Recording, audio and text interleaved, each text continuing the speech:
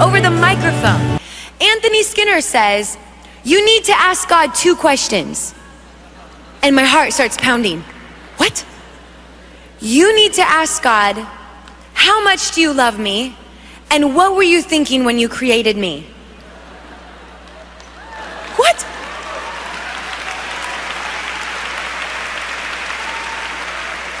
So now I feel like the little kid that just got caught with their hand in the cookie jar. That's how I feel. I feel completely exposed. I felt so angry, like, Anthony, you just said it out loud in front of everybody. Now everybody knows, and he probably heard you. Now I have to ask. I was so upset. And finally, I'm trembling, and I can see myself in Jesus' arms, just trembling and shaking. I can't even look at him. And finally, I get the courage, and let me tell you, my courage was about this big, but thank the Lord, that is all you need. You just need that much courage, okay? I finally say, how much do you love me? I'm kind of scared. And all of a sudden, Jesus puts me down, and he starts stretching out his arms, okay? They're each going out each way. And it looked like Stretch Armstrong.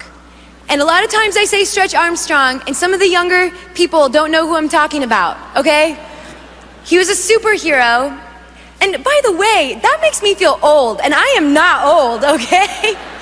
So if you don't know who Stretch Armstrong is, you need to Google him. But he was like a superhero, and his arms and legs and stuff could like stretch out like spaghetti noodles, like forever. And you're like falling off a cliff, and he'd be like, whoa, whoa, like save you, okay? So Jesus, okay, his arms are like stretching out forever and ever. And I'm looking, and I can't see the ends. I can't see where it's ending. And he starts laughing, and he goes, I love you this much, ha, ha, ha, ha. And he's laughing hysterically.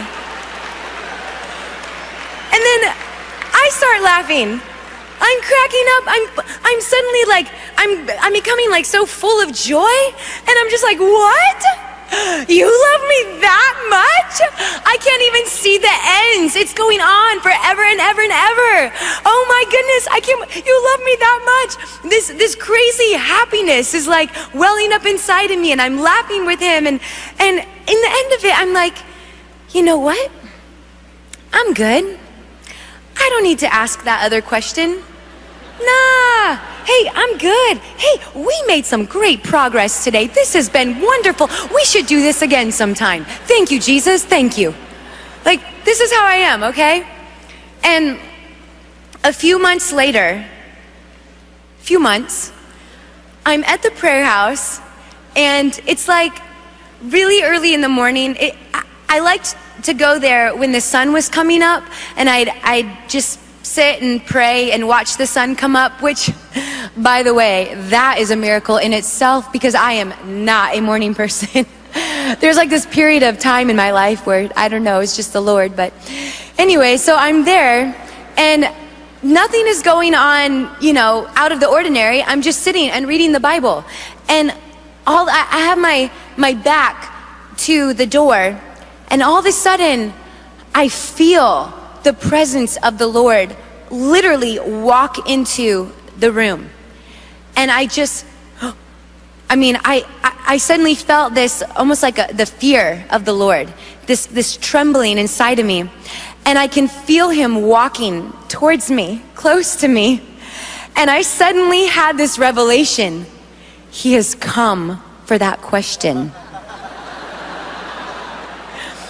And I am freaking out, and there is nowhere to go. There is only one door, and it is on the other side of him. And I am stuck. And I feel him just come right up to me. His presence is so strong. I can't even turn. I'm just sitting there like this, and just my heart is pounding, and I feel him saying, Kim, please ask me that question. And I'm like, oh, hello, Jesus. Good morning. I'm great. I don't need to ask that question. I'm doing so good. Have you seen how good I'm doing lately? The nervous laugh. And Jesus is like, please please ask me that question. I'm good. Jesus, hey, you know what? It's all right. It's all cool. We're cool, Jesus. And I feel him again, please ask me that question. And again, he is completely irresistible. And I fall on the floor. I start sobbing like I do in his presence. And I finally say to him, Jesus, what were you thinking when you created me? And suddenly, I'm standing with Jesus, and just in front of me is God the Father, and he's got a table in front of him. And he reaches into his heart, and he rips this chunk off of his heart, and he throws it on the table, and it's suddenly like clay or Play-Doh. And he starts molding it and shaping it, and I'm like, Jesus, what is he doing? What's he making? What is he making? And all of a sudden I see he makes me. I'm there on the table. And he reaches over and he grabs this box and brings it over, and he sets me inside the box. And you know those little jewelry boxes that little girls have where you open it up and it plays music and the little ballerina like twirls? Hello? Do you know what I'm talking about? No? Do they not make those anymore? My goodness. I'm not old, okay? And it was a box like that. And he shuts the box and he gets in front of it and he's like really excited. He kind of looks around and he opens the box real fast like that. And when he does, inside, I start twirling and dancing and singing to him and worshiping him. And he goes, woohoo! Woo! He like runs around. He runs around, he comes back and he closes the box and he's like, and he throws it open again. He's like, woo! And he starts running around in circles again. He comes back over and he closes it again.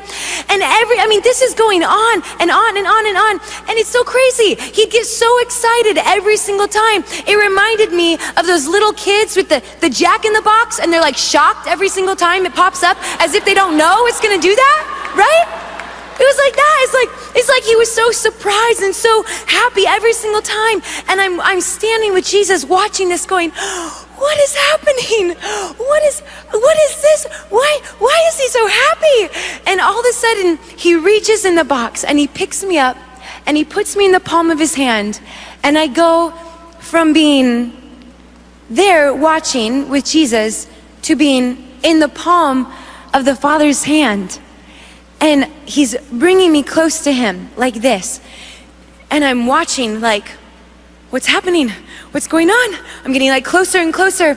And all of a sudden I see his heart. And I see this outline in his heart. It was that spot where he'd ripped that chunk off of his heart.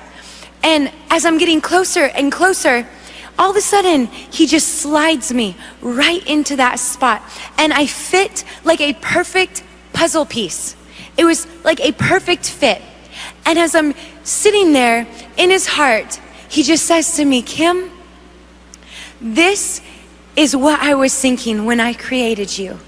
I created you from this place right here. I knew exactly what I was doing. You are not a mistake.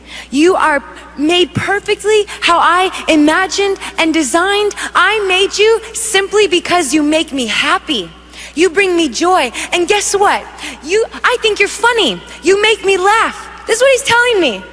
And he says, this is the place where I created you from, and this is the place where I have brought you back, and this is the place where you stay, right here, in my heart, in my presence. And all of the lies just dissipated like that. They melted away. All the lies were just completely gone. And in one moment, my entire life changed. I could never be the same after that.